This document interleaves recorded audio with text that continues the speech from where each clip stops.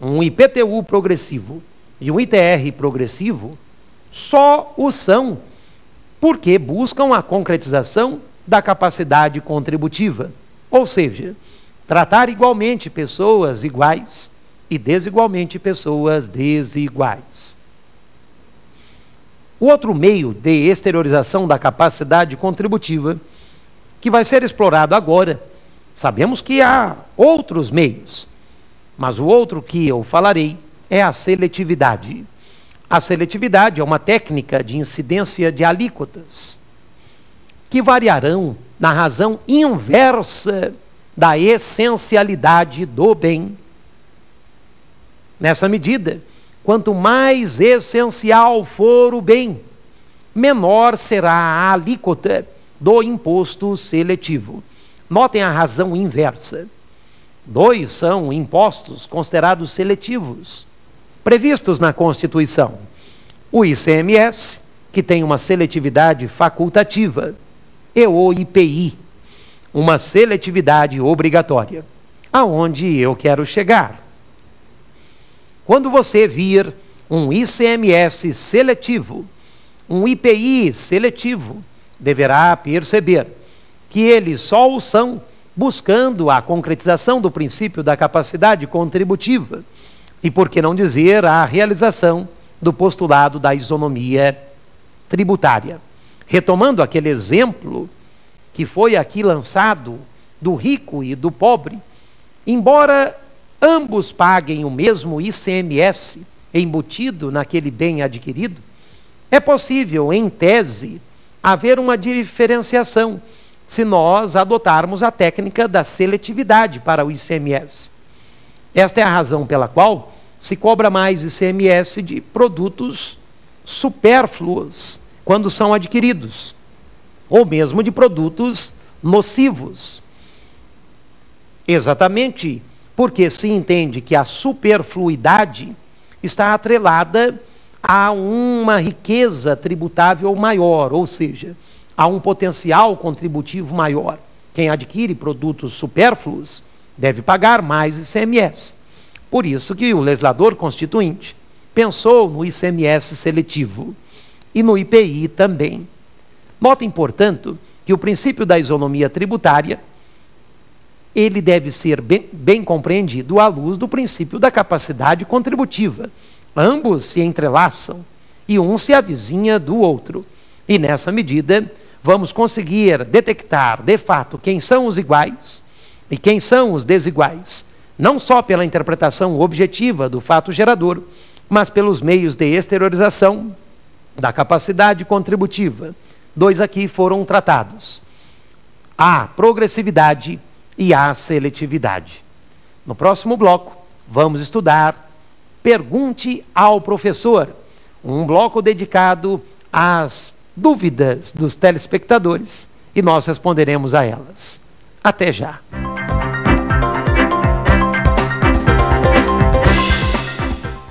Vamos agora ao bloco Pergunte ao Professor. Serão 5 perguntas importantes sobre o tema do princípio da isonomia tributária. Desde já quero lhes dar um recado. Se você tiver dúvida, sugestões, entre em contato conosco. Mande um e-mail para provafinal@lfg.com.br. provafinal@lfg.com.br. Vamos então às perguntas feitas por nossos telespectadores. Vamos à primeira pergunta. Professor, o princípio da isonomia tributária deve ser objetivamente interpretado. O que isso significa? O princípio da isonomia tributária deve, de fato, ser objetivamente interpretado. Isso significa que todos os aspectos que fogem ao fato gerador serão desimportantes para a incidência do tributo.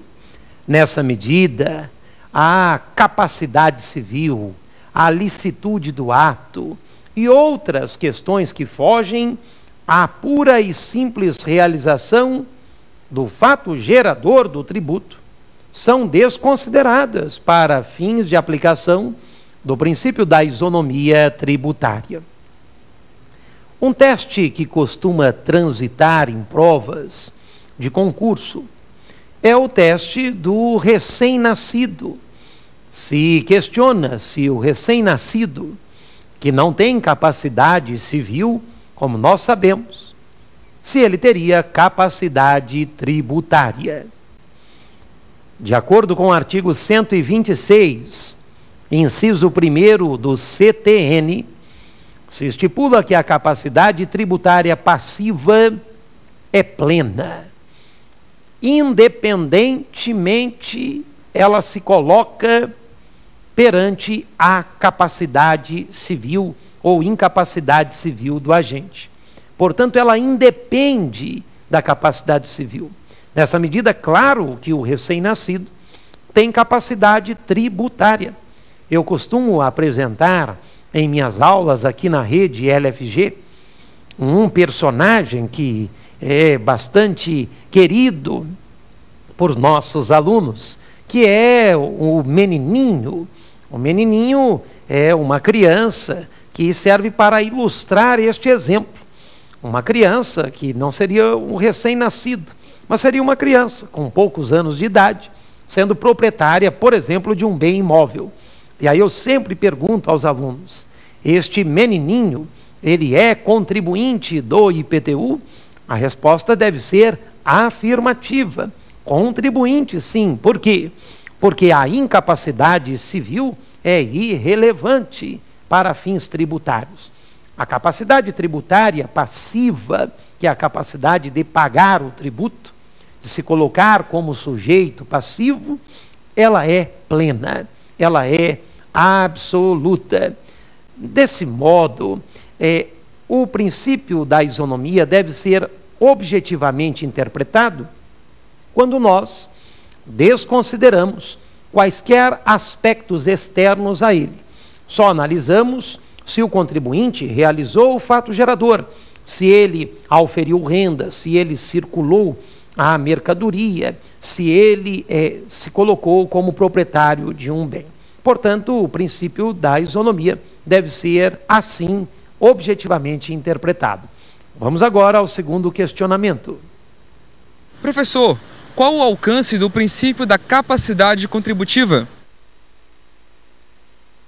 O princípio da capacidade contributiva, previsto no artigo 145, parágrafo 1º da Constituição, traz os seguintes dizeres: sempre que possível, os impostos terão caráter pessoal e serão graduados segundo a capacidade econômica de cada um. Qual é o alcance deste princípio? Você há de convir que há, no próprio texto constitucional, a menção a um tipo de tributo, imposto. Até que ponto que este princípio só se refere a impostos? Na Constituição de 1946, havia, curiosamente, a menção a tributos, que é o gênero do qual o imposto é espécie. Na literalidade do texto constitucional de 88, você notou, se prevê o tributo imposto. Ficamos diante de um impasse quanto ao alcance do princípio da capacidade contributiva.